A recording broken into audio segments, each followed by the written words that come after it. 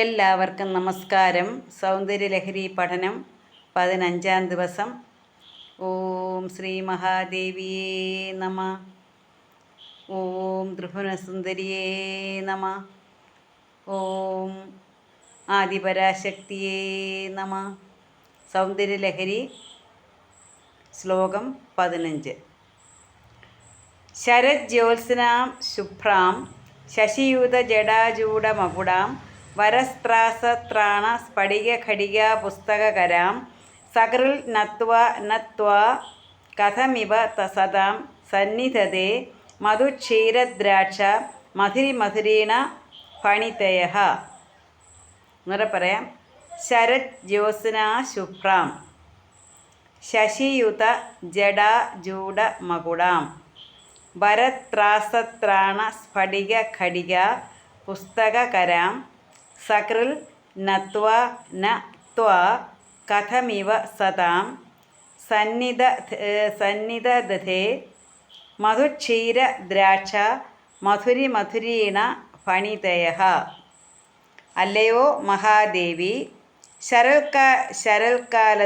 ശരത്കാലത്തുള്ള പൂർണ്ണചന്ദ്രൻ്റെ ചന്ദ്രിക പോലെ ധാവല്യത്തോടു കൂടിയവളായി. ശരത്കാലത്തുള്ള ചന്ദ്രൻ എന്ന് വെച്ചാൽ പൂർണ്ണചന്ദ്രൻ നല്ല വെണ്മയാണ്, വെളുത്ത നിറമാണ്. അങ്ങനെയുള്ള ആ ചന്ദ്രിക പോലെ ധാവല്യത്തോടു കൂടിയവളായി. ധാവല്യം എന്ന് വെച്ചാൽ വെളുത്ത വെണ്മയുള്ള ചന്ദ്രക്കലയോട് ചേർന്ന ജടാഭാരം കിരീടം ഇവയോട് കൂടിയവളായി. അപ്പം ഇവിടെ പറയുന്നത് ആരെക്കുറിച്ചാണ്? സരസ്വതീ ദേവിയെക്കുറിച്ചാണ്. അപ്പോൾ പൂർണ്ണചന്ദ്രൻ്റെ ചന്ദ്രികയെ പോലെ, പൂർണ്ണചന്ദ്രൻ എന്ന് പറഞ്ഞാൽ നല്ല വെളുത്ത ചന്ദ്രനാണ്, നല്ല വെളുപ്പ് നിറമാണ്. ആ നിലാവിൻ്റെ നിറമെന്ന് പറഞ്ഞാൽ എന്താണ്? വെളുപ്പ് നിറമാണ്.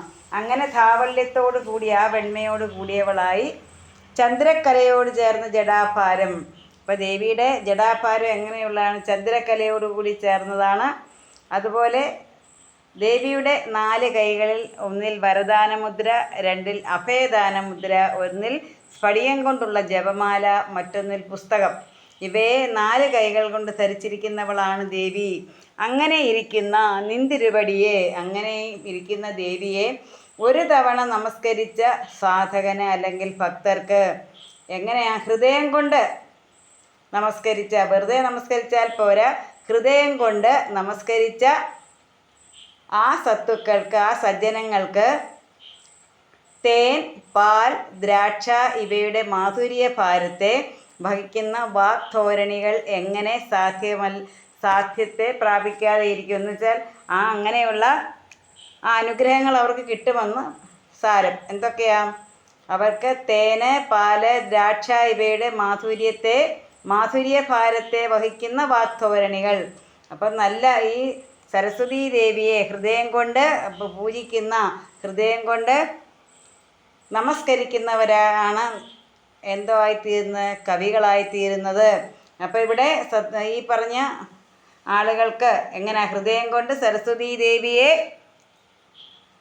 പ്രാപിക്കുന്ന എന്ന് പറഞ്ഞാൽ സരസ്വതീ ദേവിയെ സ്തുതിക്കുന്ന, സരസ്വതീ ദേവിയെ നമസ്കരിക്കുന്ന ഭക്തന്മാർക്ക്, സജ്ജനങ്ങൾക്ക് എങ്ങനെയാണ്?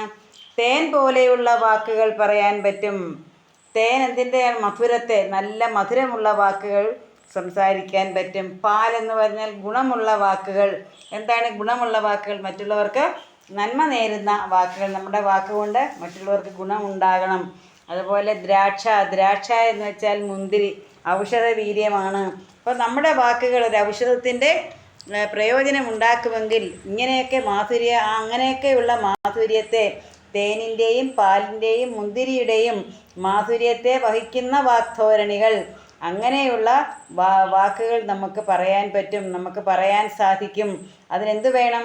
തേൻ പോലെയുള്ള വാക്കുകളും പാൽ പോലെയുള്ള വാക്കുകളും ദ്രാക്ഷ പോലെയുള്ള വാക്കുകൾ, ഇതിൻ്റെയൊക്കെ മാധുര്യമുള്ള വാക്കുകൾ നമുക്ക് പറയാൻ കഴിയുന്നത്, മറ്റുള്ളവരോട് സംവദിക്കാൻ കഴിയുന്നത് ഈ സരസ്വതീ ദേവിയെ മനസ്സുകൊണ്ട് നമസ്കരിക്കുന്നവർക്കാണ്. അപ്പോൾ ഈ സരസ്വതീ ദേവി ആരാണ്? സാക്ഷാൽ മഹാദേവിയാണ്. അപ്പം ഇങ്ങനെ ഇരിക്കുന്ന നിൻ തിരുവടിയെ ഒരു തവണ നമസ്കരിക്കുന്നവൻ കൂടിയും മഹാകവിയായിത്തീരുന്നു. എന്താണ്? മഹാകവിയും ഗായകനും അതുപോലെ തന്നെ പ്രഭാഷണം നടത്തുന്നവരും ഇവരെല്ലാം ആരാണ്?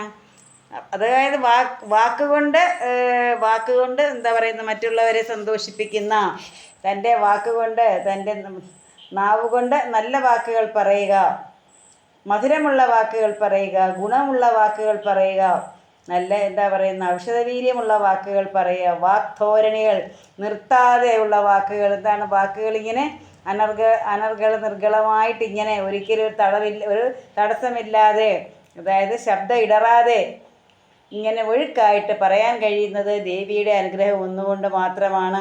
ഇവിടെ മഹാദേവി ആരുടെ രൂപത്തിലാണ്? സരസ്വതി ദേവിയുടെ രൂപത്തിലാണ്.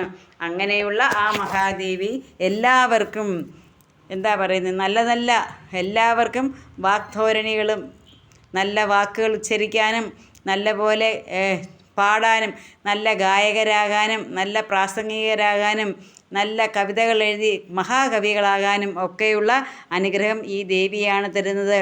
ഈ ശരത്കാലത്തുള്ള പൂർണ്ണചന്ദ്രനെ പോലെ ധാവള്യത്തോടു കൂടിയ ദേവി, ആ ദേവി അതാണ് ശരജ്യോത്സന ശുഭ്രാം ശശിയുത ജടാജൂഢ മകുടാം വരത്രാസത്രാണ സ്ഫടികഖടിക പുസ്തകകരാം സകൃൽ നത്വാ കഥമിവ സദാം സന്നിധേ മധുക്ഷീരാദ്രാക്ഷ മധുരിമധുരീണ ഫണിതയഃ.